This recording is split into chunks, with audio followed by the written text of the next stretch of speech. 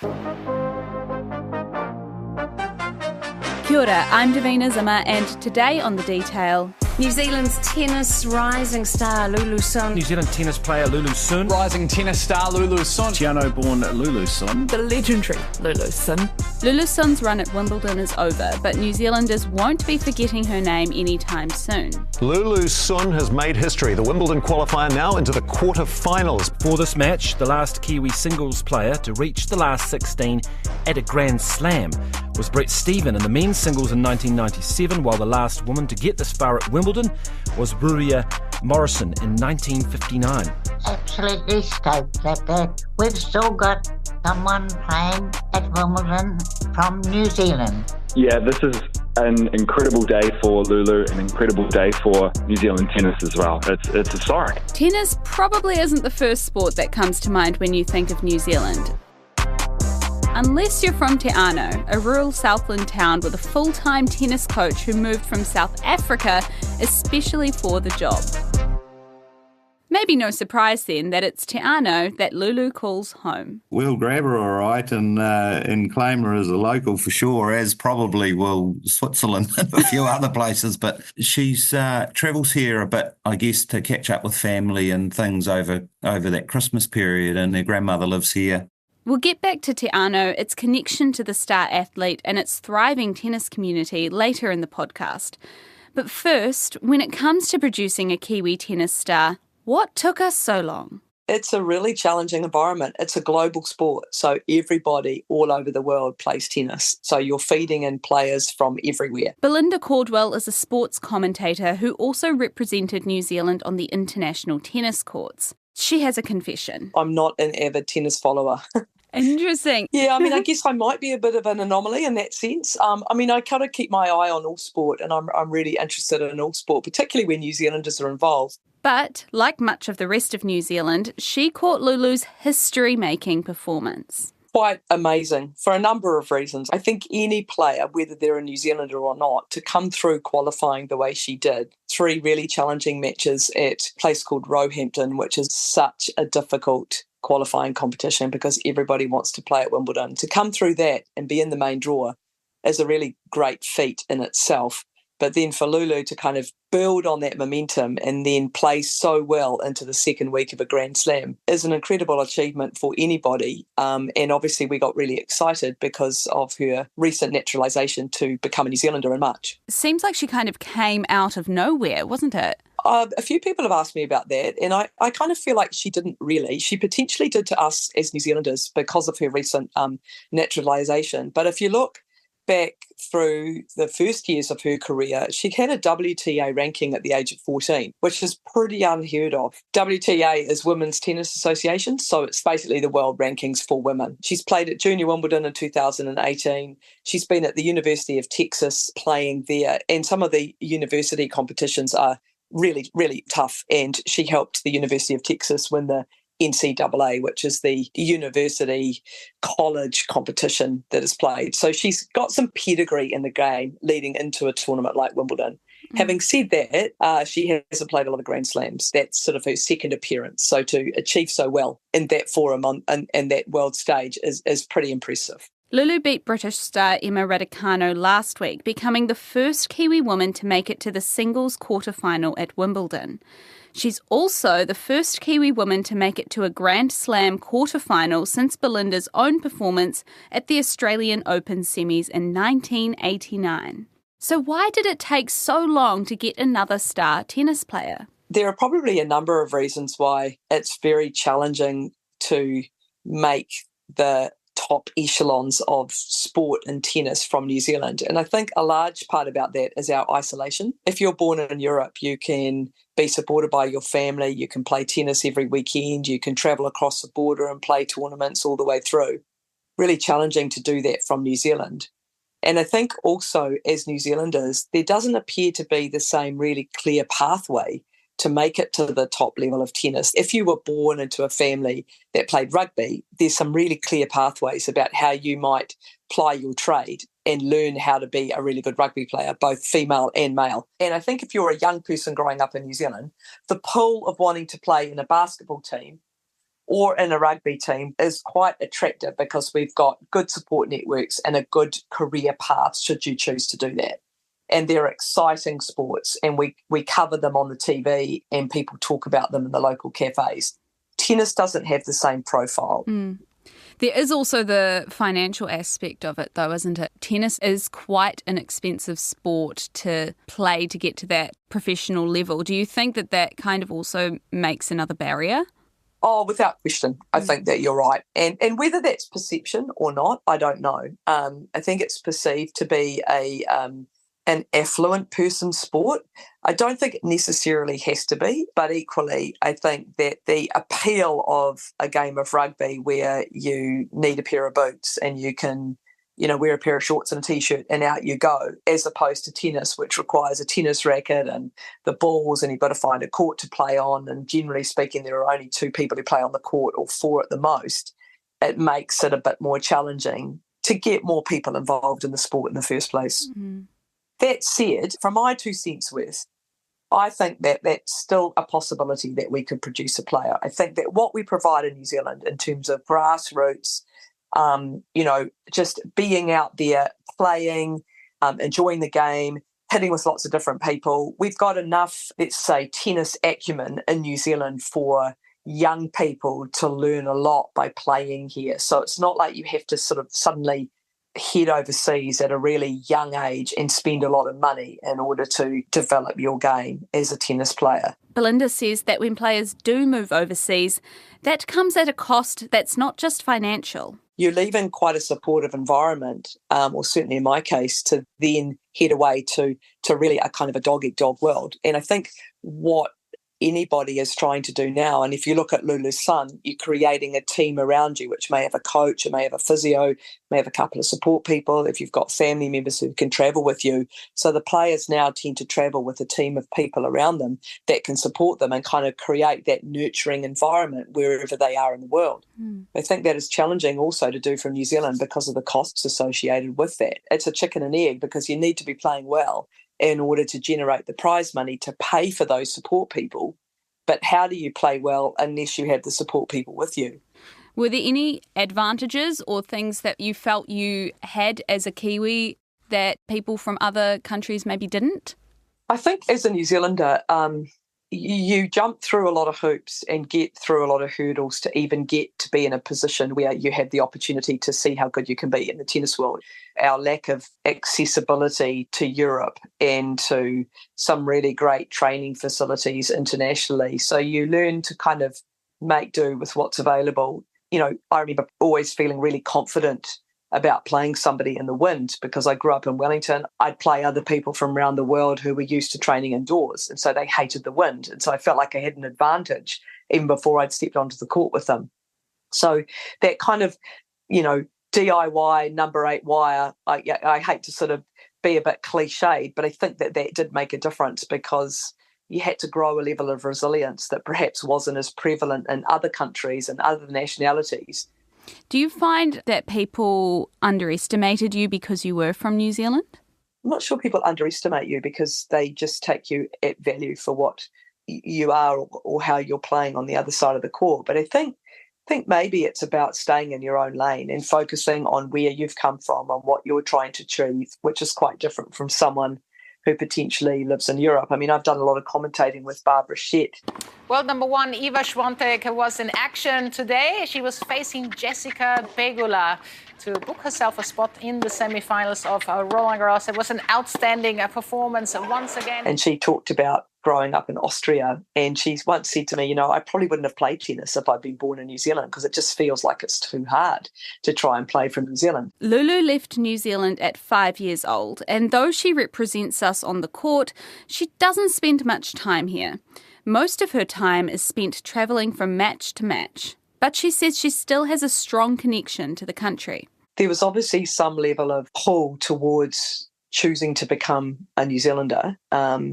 And I think also having played so well at Wimbledon and the support that she has received from New Zealand through social media and through contact, I think will only make her feel as though that decision was the right decision to make. She's going on to represent New Zealand at the Olympics as well. And so that sense of being supported beyond her immediate support team, I think, has really come to fruition. So what effect will her Wimbledon performance have on the amount of attention the sport gets here? I think the flow on for me, anyway, would be around more excitement in the country. We've been here and we've read the media, and there's a real excitement out there about what she's achieved, which I think the flow-on effect of that potentially could be more people grabbing a racket, deciding to join a tennis club for the summer, kind of being quite inspired about how tennis looks on the TV. In terms of the payoff for young people in New Zealand who want to play tennis looking at Lulu Sun, I think the connections there are a little more distant, part of the reason being that Lulu is spending so much time travelling around the world in order to play tennis. It's hard to be back in New Zealand, telling her stories to young people about what it's like for her so that they can try and emulate her. So I personally feel the trade-off is around more participation and more generation of interest at grassroots in tennis in New Zealand. That generational interest is already present in Lulu's hometown. Murray Williams, a Te Anau local who's been a big part of the tennis scene there, says the turnout to watch the match at the tennis club rooms was huge. It was just wonderful. We put a bit of effort into making it look the part, and Greg's daughter Maya actually drew this wonderful sign up, what was it, Wimbledon Hospitality Suite, and it really did look like that. It was a wonderful setup, astro grass on the floor and bean bags and lots of kids. I think most of the kids, other than wee Maya, I think, fell asleep during the game, but there were a lot of wee kids there down to 7 or 8 years old. And then, I don't know, there must have been 40 or 50 adults jammed in upstairs there, and we were so excited. Lulu only lived in Southland for the first 5 years of her life, but her grandmother still lives there, and to the locals, she's always been one of them. The whole town just got them behind it, and, we don't need much of a reason for a bit of a do in the middle of winter down here, so we took that opportunity with both hands. Do you reckon anyone will be brave enough to take on Lulu if she comes back for a hit this summer? Oh, I'm not too sure about that after what we saw the last few days.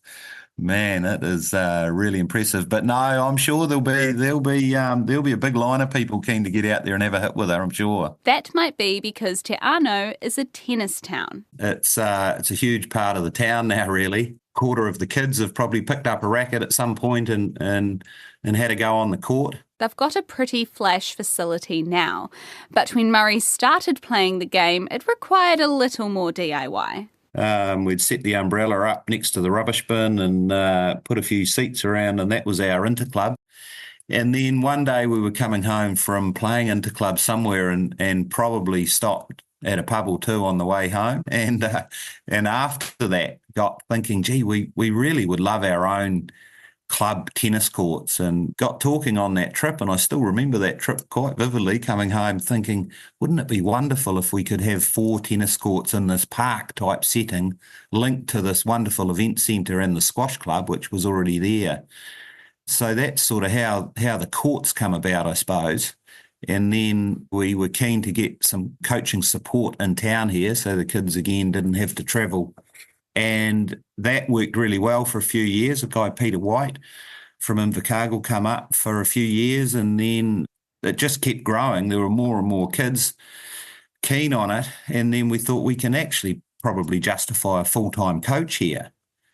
And there was a ex-professional ATP player based in Queenstown, a South African guy. He put the word out back in South Africa, and the coach we've got now, Danny Baleson, put his hand up and said, yeah, I'd love to move to New Zealand. It's a quite crazy story, isn't it? I mean, someone moving across the world to become a tennis coach in rural New Zealand.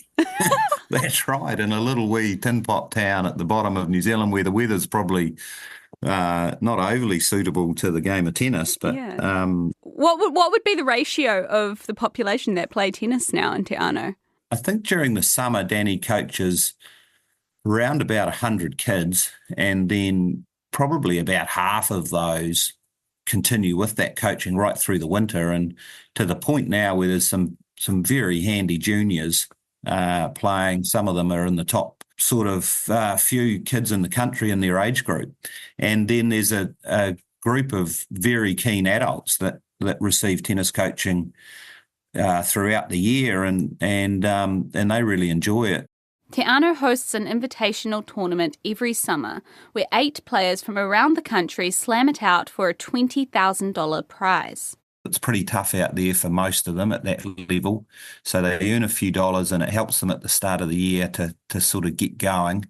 And also an opportunity for the kids to see if you work hard enough, and have a good crack at it, they could be playing at this level one day as well. So that was sort of another reason. And actually, at the end of the day, we were just quite keen to watch some seriously high-level tennis in our backyard rather than having to travel to Auckland to see it. And it's turned into such a wonderful event. The players just love it. The Invitational has been running for over a decade, and the money raised goes towards subsidising fees so more kids can play tennis. Appreciate the fact that we're a long way from anywhere, so we're keen to make sport as available and affordable for people in the community as much as possible. Doesn't really matter whatever sport it is. So tennis is just, I guess, trying to be a part of that and try and make it accessible to the kids here. Really, sport's been a pretty neat thing for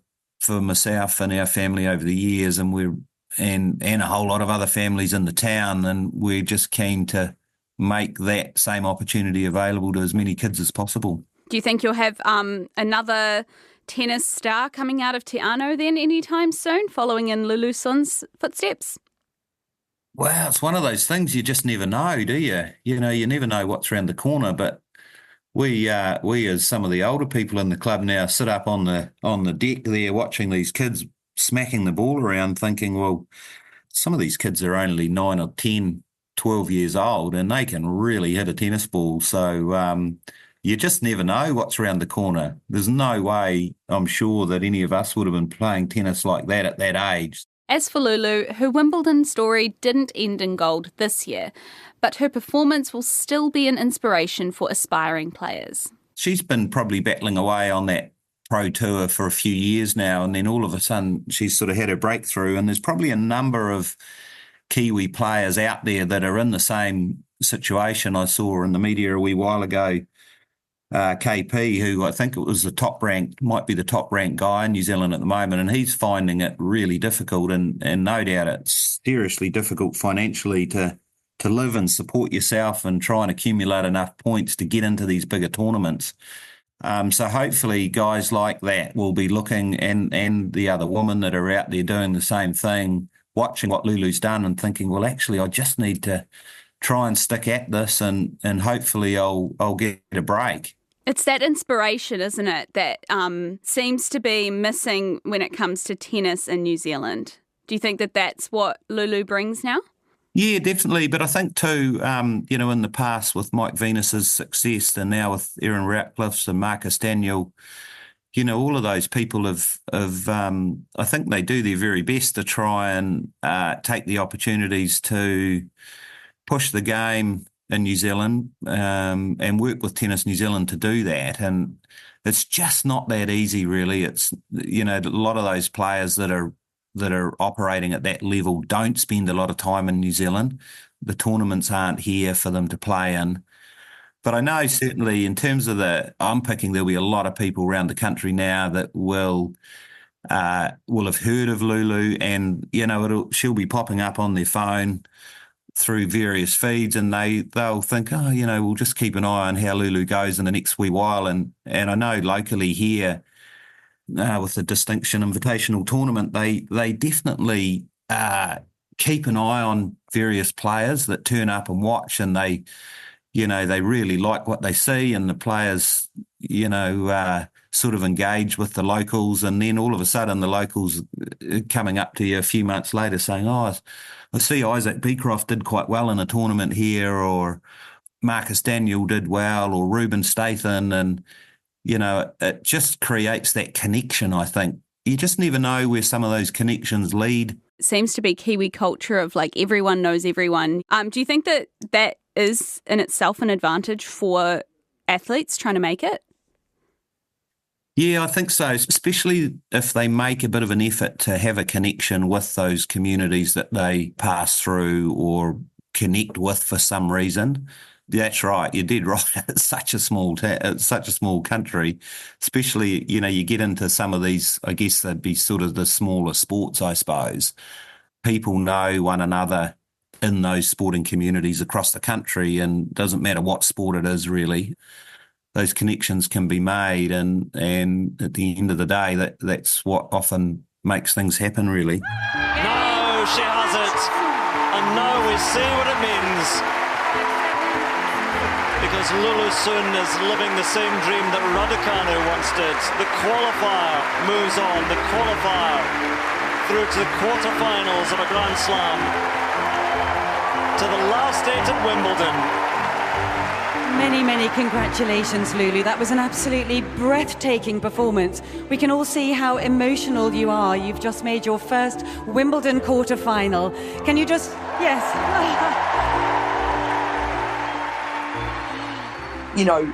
The minutiae, if you like, about tennis and sport or whatever is quite hard to get your head around. But I think for me, I'll give you the story. So the other day I was jumped on a bus to get back to my office, and these couple were sitting on the bus, and they turned around and said to me, "Oh, you must have been thrilled with the result yesterday." And I said, "Oh, you must be talking about Lulu Sun at Wimbledon." Anyway, we got talking, and they were a couple that had been at a tennis club outside of Blenheim, and I'd been down there last year to give a speech to their centennial. And they were really excited about how Lulu was doing at Wimbledon. And they love their tennis. They have a great club down there near Blenheim. There's lots of juniors that are playing. They're all loving their tennis and getting lots out of it. And I was kind of like, that's what this is about to me. It's like Lulu's over there playing on the world stage. She has links to New Zealand. We're, supporting her as a New Zealander. And look at the ripple effect of the satisfaction and pleasure New Zealanders are getting out of that. And to me, that's really what the story is about. That's all for today. The Detail is a newsroom production supported by RNZ and NZ On Air. This episode was engineered by William Saunders, Gwen McClure produced it, and I'm Davina Zimmer. Mā te wā.